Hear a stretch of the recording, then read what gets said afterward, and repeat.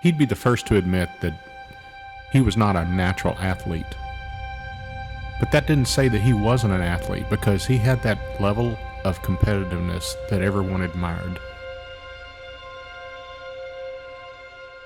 Nick, might as well get the nickname over with, and where it came from is out of the blue. Coach Wright just said I was so sweet that my mama either made me hot cocoa or cupcakes for breakfast. And he started off calling me Cocoa, but then finally went to Cupcake, and then it just kind of stuck from there until the junior year when I had a paralyzed arm for a year and a half. And it was between Cupcake and Dead Arm, but most people know me as Cupcake. As hard as he worked, he never toned up. Everyone called him Cupcake, but he was anything but a cupcake. He was tough.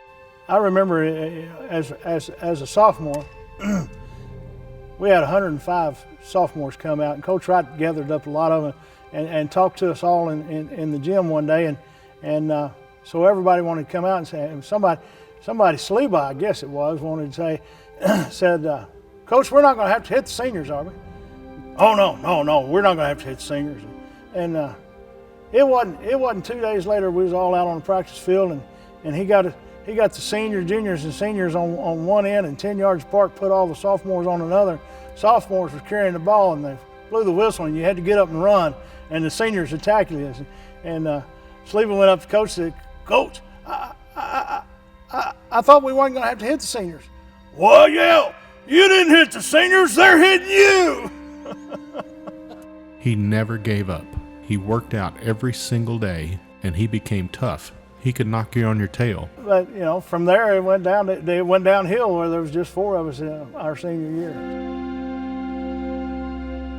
Well, actually what it was is I broke a nerve in my brachial plexus and paralyzed my arm for my junior year.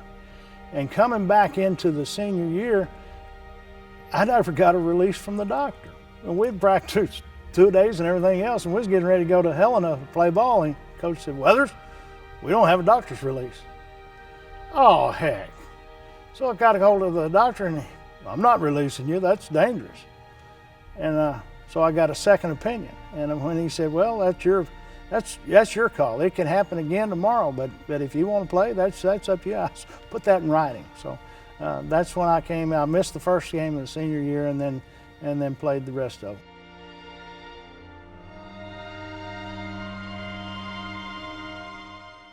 Yeah, I probably wasn't the best, and sure as the world wasn't the fastest or smartest, but I worked hard.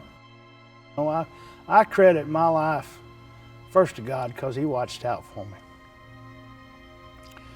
But my father committed suicide when I was 10. And if it wasn't for scouting and Coach Wright, I probably would have been a downhill slide. But my determination was to always prove somebody wrong. And if you said I couldn't do something, that's how hard I would work to do it. And he would keep saying I couldn't do, and I couldn't do. We had an open date before we went to Fort Smith, Southside. And he was on me for 2 weeks because Dale Bross, he was 6'5", 265 All-American nose tackle. And I remember first snap we had from center, I had a cutoff block and I took Dale down, and he got up and almost got in on the play. He didn't, but he almost got in on it. The second snap, he got up and I took him down, and he started getting up again, and I took him down again, and he almost got up and almost got into the play. Well, the third time, I knocked him down, he got up, and as he rolled around, he got his sternum out, and I just took the T of my helmet face mask, and I hit the lower part of his sternum, and you could hear the air coming out of his guts. And I looked at him and said, and we can do this all night long, or for next time when I take you down, you stay down. And it was my best game of the season.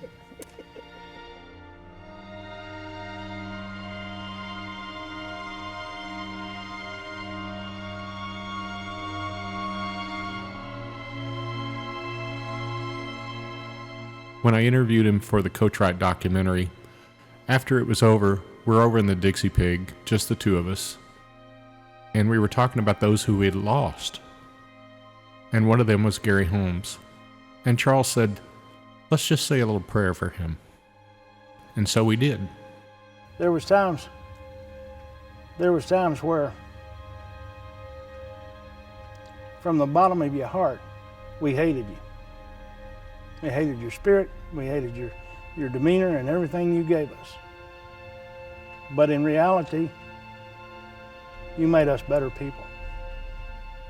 And we still fight hard today.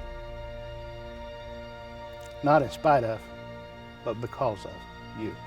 And we want to say thank you.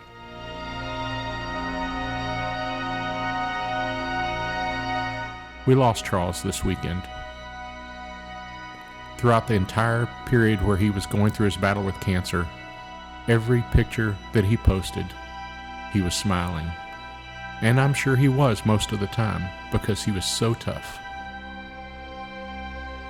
Let's say a little prayer for Charles, our teammate.